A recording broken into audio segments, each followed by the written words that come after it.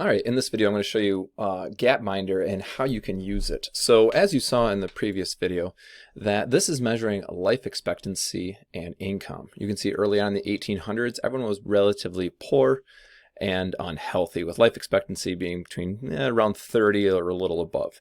But as time moves on, you can see that income is increasing. And by the way, income level is 0 to 2,000, 2,000 to 8,000, 8,000 to 32,000, and 32,000 and above.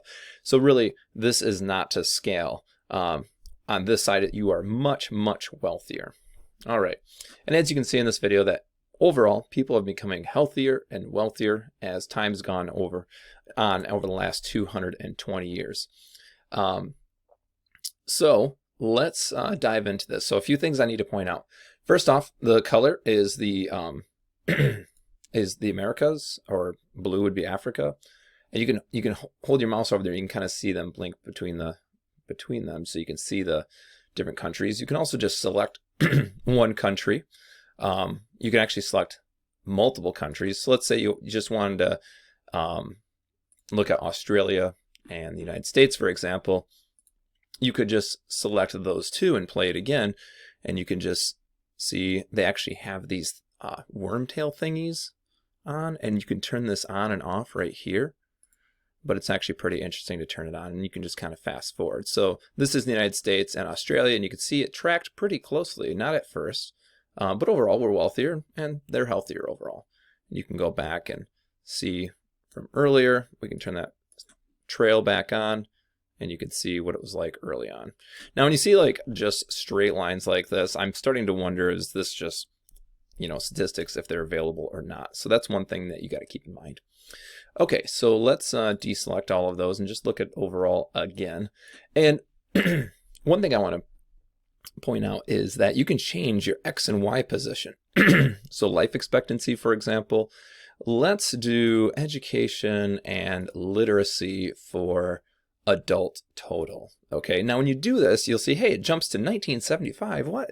And that's because those stats were not available in most countries before then. And actually, you can only see there's only a few countries in there. So you almost have to like scooch ahead to let's say 1982 to see some countries. Okay, so again, so this is literacy rate. Right up here is 100%, and down here is 0, and income. So even just in this example, you can see that overall, the wealthier you are, typically the higher literacy rate you have. Now, is it, because you have money, you have good schools, so people get educated, or is it you're educated so then you have a good economy? They kind of go together, and that's just something to keep in mind. So I just want to show you can do that. Now, some of these things won't make sense to really rate. So let's do literacy rate and economy. So let's do literacy rate and tax. And if you type in tax, you can see it actually comes up a lot of different taxes. Let's do tax rate as if for GDP. Oh, I can't do it like that. Hold on. We want total tax rate, tax revenue percentage of GDP. Let's do it like that. Okay. So the tax revenue percent of GDP and literacy rate. And you can see that, well, tax rate, most countries are between 15 and 20% overall.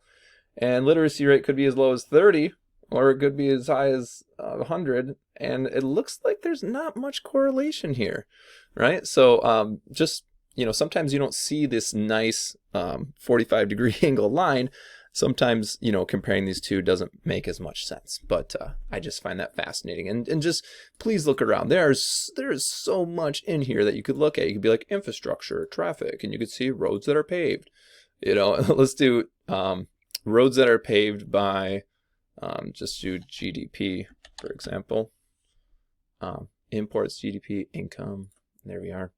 And you can see overall, paved roads you have more paved roads overall as income goes up. That just makes sense, right?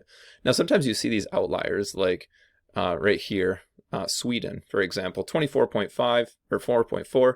And maybe that makes sense because paved roads aren't necessary in Sweden. It's a very rural country for the most part, and maybe it doesn't work good for their climate. But up here, for example, France, it's a very populous country, so having a lot of paved roads might make more sense. Okay. All right. I love this thing. I'm going to stop though.